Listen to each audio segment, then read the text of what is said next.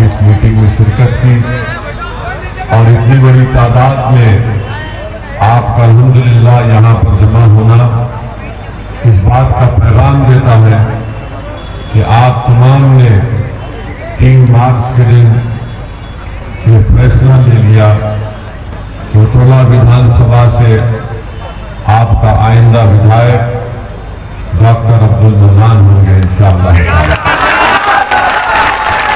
मेरे अजीज दोस्तों और बुजुर्गों, मैं शुक्रगुजार हूँ डॉक्टर अयूब साहब का कि उन्होंने अपना कीमती वक्त निकालकर और इस बात को उन्होंने महसूस किया कि आज वक्त के हालात का तकाजा यह है कि हम सबको अपने अख्तलाफात जो है उसको बाजू रखकर मिलकर दिल और सोच को मिलाकर हमको फिरका परस्ती, मुफाद परस्ती और उन ताकतों से मुकाबला करना है जो हमको अपना हमारा जायज मुकाम नहीं दिलाना चाहते हैं।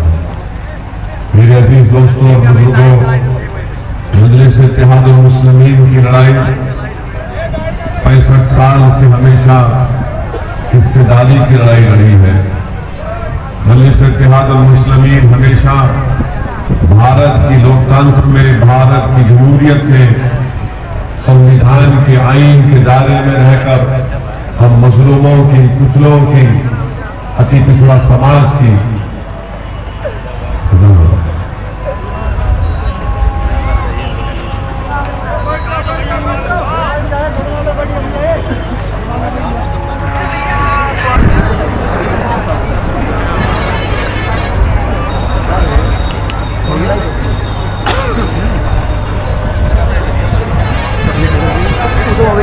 कैंसिल हो गई जी, 1 तारीख हो गई योगी जी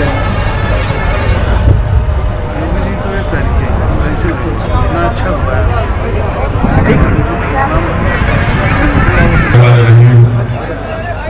मैं आपको ये बता रहा था कि 65 साल से मजलिस इत्तेहादुल मुस्लिमीन का सियासी सफर यही रहा कि भारत के संविधान और आईन के दायरे में रहकर मुस्लिमों की आवाज को बुलंद किया जाए, उनका जायज मुकाम उनको दिलाया जाए और उनको हिस्सेदारी की लड़ाई में उनको हिस्सा मिले। मेरे अजीज दोस्तों और बुजुर्गों, असदुद्दीन ओवैसी कोई आला ज़ात के या कोई नवाब खानदान से निकल कर नहीं आया आपके दरमियान में। मेरे बुजुर्ग, मेरे आबा अजदाद ने मेहनत की, जुस्तजू की, आम आदमियों की तरह अपनी जिंदगी गुजारी और अल्हम्दुलिल्लाह उन लोगों का तक़वा, उनकी परहेज़गारी हमारे बुजुर्गों की थी कि आज अल्लाह सुब्हानहू व तआला ने आप तमाम की दुआओं और आशीर्वाद की वजह से असदुद्दीन ओवैसी को यहाँ तक लाकर खड़ा किया। मेरे अजीज दोस्तों बुजुर्गों, एक बात मैं आपको बताना जरूरी समझता हूँ कि मैं हैदराबाद पार्लियामेंट का सांसद हूँ। हमारे साथ अराकीन असेंबली तेलंगाना प्रदेश हैदराबाद में है।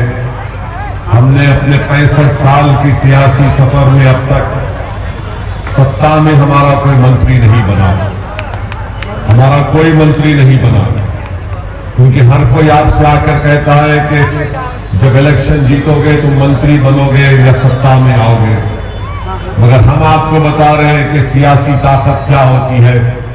हमारे 7 विधायक हैं, 1 MP है, हैदराबाद में 44 हमारे कॉर्पोरेटर हैं।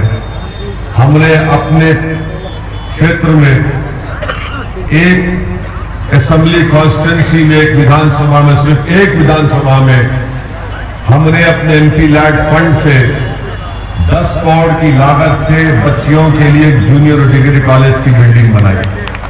उसमें लड़कियां हिजाब भी पहनती हैं, नहीं भी पहनती हैं, वहां पर काम हो रहा है। 1.5-2 महीना पहले हमने वहां के कॉर्पोरेटर नसीर साहब यहाँ पर उतरला में आपके दरमियान में, उनसे पूछ लीजिए, हल्के असेंबली कारवान में हमने सरकार के पास बैठकर सिर्फ एक विधानसभा में हमने 290 करोड़ की ड्रेनेज लाइन मंजूर करवाई। सिर्फ एक विधानसभा की मिसाल दे रहा हूं, 290 करोड़ की ड्रेनेज लाइन मंजूर करवाई। हमारे भाई अकबरुद्दीन अवैसी की विधानसभा चंद्रायन गुट्टे में, वहां पर उन्होंने कहा कि मेरे पास भी 300 करोड़ की सीवेज लाइन मंजूर करवाइए। हम मिनिस्टर से जाकर बात किए, उन्होंने हमसे कहा कि असद भाई, जो हमारे मिनिस्टर का नाम केटी रामाराव है, केटीआर ने कहा कि असद भाई 1 महीने का टाइम दो, मैं चंद्रायन गुट्टे में भी 300 करोड़ की सीवेज लाइन मंजूर करवाऊंगा। मेरे अजीज दोस्तों और बुजुर्गों, ना सिर्फ ये बल्कि मजलिस ने हैदराबाद में हमारे बुजुर्गों ने, हमने कुछ नहीं किया, हमारे बुजुर्गों ने medical college, engineering college, MBA, MCA college, school of nursing और 2-2 दवाखाने हम लोग चलाते। कम से कम पैसों में वहां पर गरीबों का इलाज होता है। मेरे भाई, ये कोई हम किसी से पैसा नहीं लिए, बल्कि आपने जो हमको सेहत होने तक 7 या 8 सिलेंडर उसको हम लोग फ्री में रिफिल करा के दिए।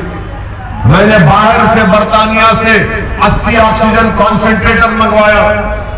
और ना सिर्फ हैदराबाद बल्कि अख्तरुल ईमान साहब हमारे बिहार प्रदेश के सदर बैठे, आप पूछ लीजिए, हमने अख्तर भाई के पास भी ऑक्सीजन कॉन्सेंट्रेटर भी जाए कि अख्तर भाई, जो बिहार का, भारत का जिस तरह पसमानदा इलाका सीमांचल है, सीमांचल की जनता को हम सलाम करते हैं कि उन्होंने हमारे 5 विधायक को कामयाब किया। हमने कहा अख्तर भाई, आज वहां की जनता परेशान है, बिहार की सरकार दरमियान में, तो ऑक्सीजन कॉन्सेंट्रेटर बिहार को भी जाए, बिहार को भी जाए। हमारे हर MLA को 2-2 ऑक्सीजन कॉन्सेंट्रेटर दिए के रखिए, अस्पताल में दीजिए। बड़ा काम नहीं किया, मगर हमारी अखलाकी जिम्मेदारी थी कि हमारा विधायक जीता, बिहार से 5 विधायक जीते, औरंगाबाद से हमारा MP जीता, झूलिया महाराष्ट्र में और मालेगांव में मुफ्ती साहब हमारे MLA, हमने औरंगाबाद और मालेगांव, झूलिया को भी ऑक्सीजन कॉन्सेंट्रेटर भी जाए। बताओ, कोई सियासी राजनेता, कोई पार्टी इस तरह का काम किया कोविड के सेकेंड वेव में?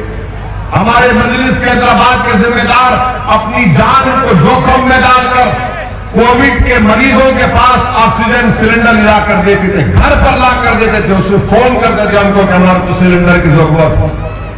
रात के 2-2 बजे, सुबह 3 बजे फोन आता कि बेड नहीं मिल रहा, हमारे लोग दौड़ते थे मजलिस के जिम्मेदार अपनी जान की परवाह किए बगैर। ये मजलिस का तरीका है काम करने का। आप अगर यहां पर डॉक्टर मन्नान को अपना विधायक बनाएंगे, हम आपसे वादा कर रहे हैं कि ना सिर्फ डॉक्टर मन्नान बल्कि असदुद्दीन ओवैसी भी इस उतोड़ा विधानसभा में आपके दरमियान में रहकर आपकी तकलीफ को दूर करने का काम करेंगे। मैं कोई आसमान से तारे तोड़कर लाने का वादा नहीं कर रहा हूं। जो अल्लाह ने मुझे इज्जत दी, मुकाम दिया, इसीलिए दिया कि मैं गरीब और मजलूमों का साथ दूं, और हम वो काम करते रहेंगे। आपको एक और सियासी ताकत का बताता हूं। अख्तर भाई बैठे में हमारे प्रदेश बिहार के सदर, जनता दल का नीतीश कुमार की पार्टी का एक मेंबर, उसको लोग गुंडाई लोग पकड़कर उसकी जान ले लिए। पूरी ऐवान असेंबली को अख्तरुल ईमान हिलाकर रख दिए, उसके घर को गए, उस पीड़ित परिवार के घर को गए, उसके घर वालों से मिला, उसकी बेवा को अख्तरुल ईमान ने बाजू बिठाकर सरकार से यह मुतालबा किया कि मरने वाले को 1 करोड़ रुपया मिलना चाहिए। मरने वाला तो नीतीश कुमार चीफ मिनिस्टर की पार्टी का था। नीतीश कुमार की सरकार बिहार में NPR NRC को पिछले दरवाजे से लाना चाहती थी, तो मजलिस इत्तेहादुल मुस्लिमीन का विधायक बिहार की विधानसभा में खड़े होकर वहां की सरकार को कह दिया, अगर NPR NRC बिहार में शुरू होगा तो अख्तरुल ईमान पूरे पटना को जनता से भर देगा, ये काम हम बर्दाश्त नहीं करेंगे। लोग बोलते कि तुम्हारे 5 विधायक जीते बिहार से, तुम सत्ता में नहीं हो। मैं आज चैलेंज के साथ कहता हूं कि जिन विधानसभा से मजलिस के 5 विधायक जीते, जहां वर्षों से गांव में काम नहीं हो रहा था, आज वहां पर विकास का काम हो रहा है, जनता खुश है वहां पर। ये हमेशा बोलना कि सत्ता मिलेगी, सत्ता जब मिलती है ना किसी को, तो उसकी जेब मोटी होती है, गरीब का फायदा नहीं होगा। सत्ता जब आप देते हैं तो उसमें काबिलियत होनी चाहिए कि लड़कर काम कराया जाए। बैठ जाए जाकर SDM के पास, DM के पास, SP के पास, या तो मुझे तुम जेल में डालो या गरीब से इंसाफ करो। ये काम मजलिस करके आई और करेगी पड़ा में भी इंशाअल्लाह ताला। मेरे अजीज दोस्तों और बुजुर्गों, अब फिर हमारे ये जो समाजवादी के लोग, बसपा के, कांग्रेस के लोग बोलते कि बताओ डॉक्टर मन्नान और ओवैसी का क्या मामला है। अरे मैं तुमको आज की सभा में खड़ा होकर कह रहा हूं, बताओ अखिलेश और कांग्रेस के लीडर राहुल गांधी कौन से खानका के शेख के मुरीद हैं, और वो जो बसपा की मैडम है वो कौन सी पिरानी मां है। याद रखो, अगर तुम बोलना शुरू करोगे तो हमारी जबान बहुत लंबी है, बहुत खोल देंगे, पूरा सीधा खोल देंगे तुम्हारा। और अगर तुम बात करते हो तसव्वुफ की तो सुनो, तसव्वुफ के माने जुनैद बगदादी रहमतुल्लाह ने बताए थे कि तसव्वुफ वो है, सूफी वो है जो दुनिया में मर चुका और अल्लाह के लिए जिंदा है। वो सबक हमने खानकाह से सीखा, अब हमको सबक सिखाएंगे, आप बताएंगे हमको। तो बताओ फिर तुम जिस पार्टी की तारीफ कर रहे हो वो कौन सी खानकाह का शेख है। डॉक्टर मन्नान है, डॉक्टर है, इंसान है, तलब रखता है आपके लिए। मेरे अजीज दोस्तों और बुजुर्गों, ये बात तो आपको समझना है।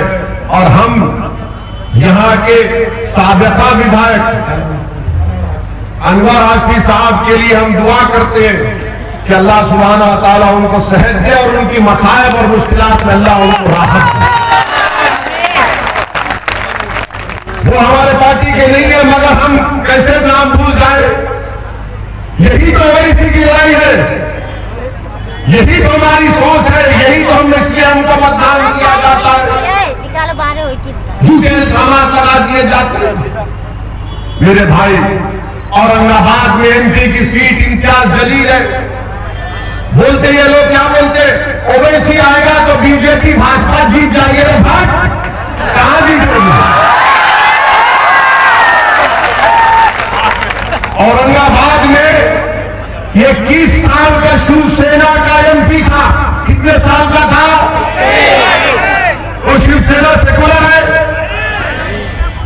उसके एमपी को इम्तियाज जलील खड़ा हुआ तो औरंगाबाद की जनता को सलाम कि उन्होंने 21 साल के शिवसेना और भाजपा मिलकर लड़ रही थी 21 साल से। उसके एमपी को औरंगाबाद की जनता ने इम्तियाज जलील को अपना सांसद बनाया। कांग्रेस करी कुछ, महाराष्ट्र की सपा करी, कुछ नहीं करी। इनको डर यही है कि ये बड़े बड़े खिलों को तोड़ कर आगे बढ़ रहा है, बड़े बड़ों को नीचा कर रहा है। मैं मजलूमों को गिराना चाहता हूं, मैं बड़ों की फिक्र नहीं करके आया। मेरी आंखों में कमजोर, जो कमजोर है मेरी आंखों में मजबूत है। और बोलते क्या ये इश्क करता है। अरे दीवाने, मुझसे बड़ा कोई रसूल अल्लाह सल्लल्लाहु अलैहि वसल्लम का चाहने वाला नहीं होगा। ये तो उनका सदका है जो हम खा रहे हैं, ये तो उनका सदका है कि हम खा रहे हैं। और उन्हीं का करम होगा, उन्हीं की सिफात हो गई तो हम कामयाब होंगे सर के मैदान में। इस हमको सिखाएंगे आप। सारी दुनिया हमसे नफरत करती है, हमको सिखाएंगे। मजलिस का एक एक फर्क, मजलिस का एक एक रुकन आशिक़ रसूल भी है और गुलामाने मुस्लिम। पार्टी की तारीफ कर रहे उसका नेता कौन सी खानकाह का शेख है, और हम तुमको बताएंगे हमारा शेख कौन है। मेरे अजीज दोस्तों और बुजुर्गों, क्या कहा था इकबाल ने इसके बारे में कि इसके मिदराब से नग़्मे तारे हयात, इससे नूर हयात, इससे नारे हयात। और क्या कहा था इकबाल ने कि मुझी इसकी आग को अंधेर है, मुझी इसकी आग को अंधेर है, मुसलमान नहीं खाक का ढेर है। हम तो इसकी बात करते हैं। और ये तमाम सपा बसपा कांग्रेस के लिए हम तो कहते हैं कि हम इनकी लैला हैं। ये पूरे हमारे पीछे पड़े रहते हैं दिन भर, रात भर।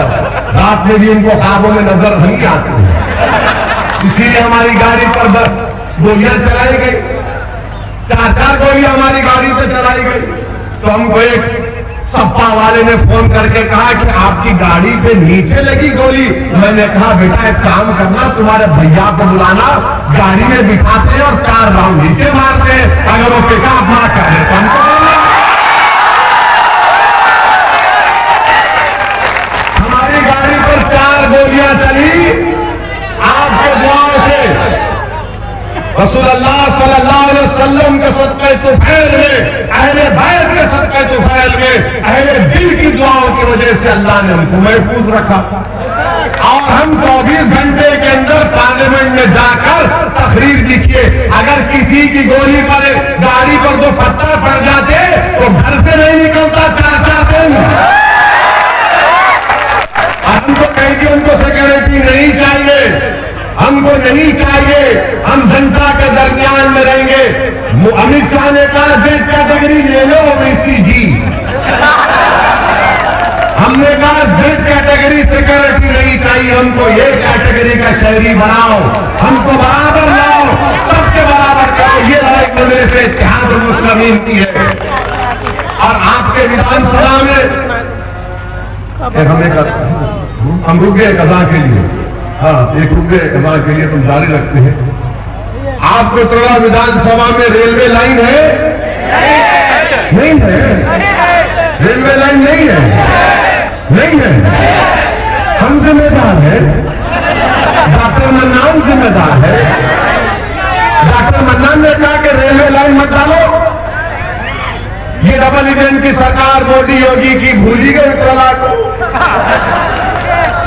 और यहाँ का बीजेपी का विधायक भी रेल की लाइन नहीं डाला, मगर बोला double engine, double engine, double engine. तुमने पूरे उत्तरा में रेलवे की लाइन नहीं डाली, डबल इंजन, डबल इंजन। और फिर बोलते मुख्यमंत्री बोलते मैं मई जून में बर्फ लाऊंगा। मुख्यमंत्री जी मई जून में बर्फ मत लाओ, उत्तरोला में तुमने कितने शिक्षा के स्कूल खोले बताओ? एक भी नहीं। तुम जनवरी में गर्मी की बात मत करो, तुम बताओ कितने उत्तरोला में अस्पताल है? कुछ भी नहीं है, नहीं है। कितने लोग नहीं हाथ उठा रहे बताओ? अब इसका इलाज करेंगे, इसका इलाज कैसे करेंगे? इलाज डॉक्टर ही करेगा ना, योगी तो नहीं करेगा, अखिलेश तो नहीं करेगा, वो राहुल तो भाग के वहां चला गया, वो भी नहीं करेगा, तो कौन करेगा? डॉक्टर मन्नान करेगा इंशाअल्लाह।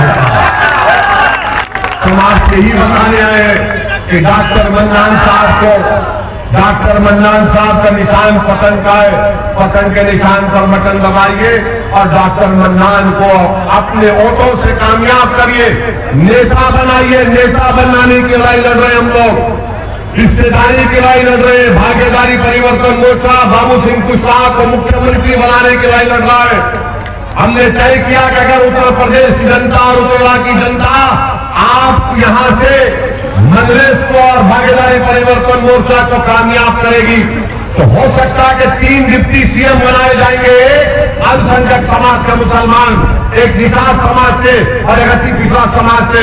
अगर डॉक्टर मन्नान यहां से विधायक बनेगा और भागीदारी परिवर्तन मोर्चा को सत्ता मिलेगी तो विधायक के साथ डिप्टी सीएम भी बनेगा इंशाअल्लाह।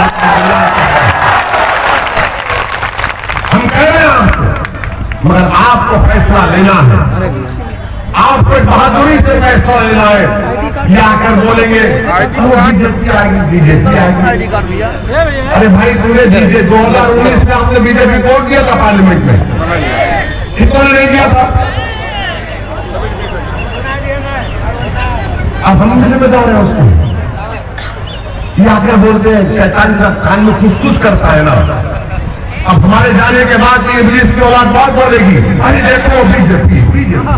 अरे बीजेपी का वजीफा तू इतना क्यों करता तू, समझ में नहीं आता। मेरे अजीज दोस्तों और बुजुर्गों, आपसे मदवन गुजारिश कर रहे कि आप इनकी बातों में मत आइए।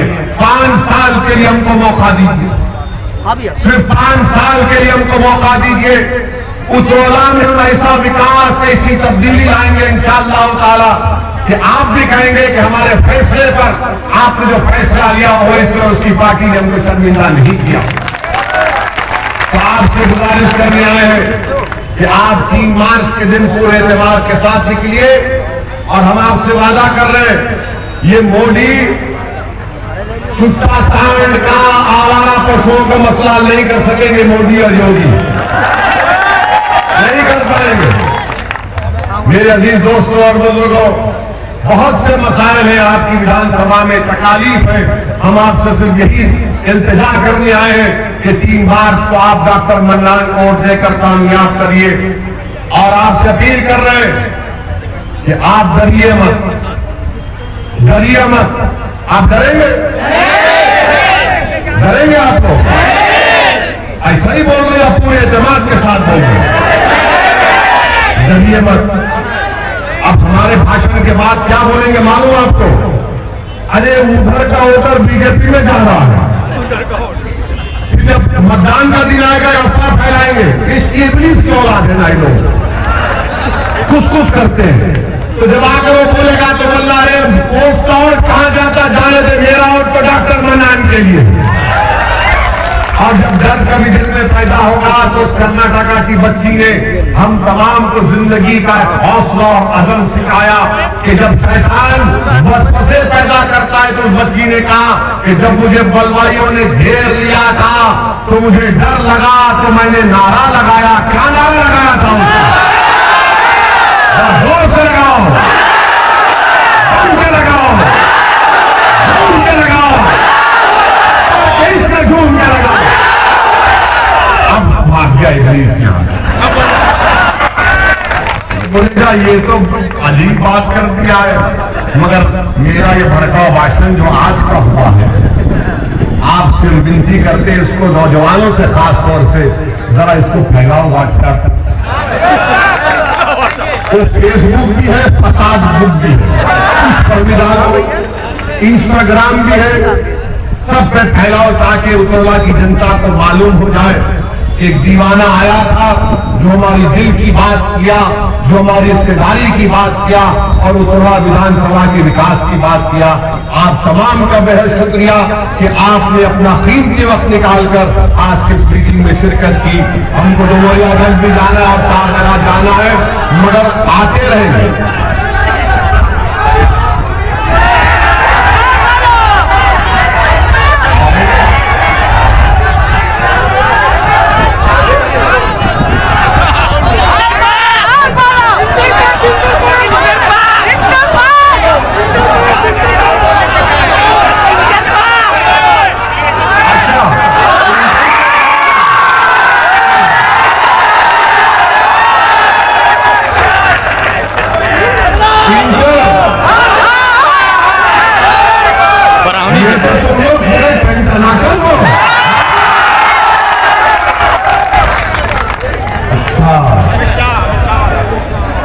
अच्छा, तो हमको ये भी करना पड़ रहा है। ठीक है, तो देश के गृह होम मिनिस्टर अमित शाह साहब वो उत्तर प्रदेश को आए तो आकर उन्होंने कहा कि बीजेपी को और खुदा ना खास्ता सत्ता दोबारा मिलती है तो अमित शाह ने कहा कि मैं नौजवानों को पैगाम दे रहा हूं कि जो 12वीं के बाद इंटर में जाएंगे उनको क्या दिमाग है, अरे क्या दिमाग है शाह साहब, वाकई में शाह है। मोदी जी ने भी ऐसे लोगों को पाला है, पशु को छोड़ दिए खेत में और शाह को बोले 12 के बाद इंटर। मगर मोदी जी कहते हैं कि सियासी जिंदगी में हंसी मजाक होना चाहिए। मन की बात में कहा था, तो हमको उसी पर एक चीज याद आ गई कि मोदी जी सऊदी अरब गए थे।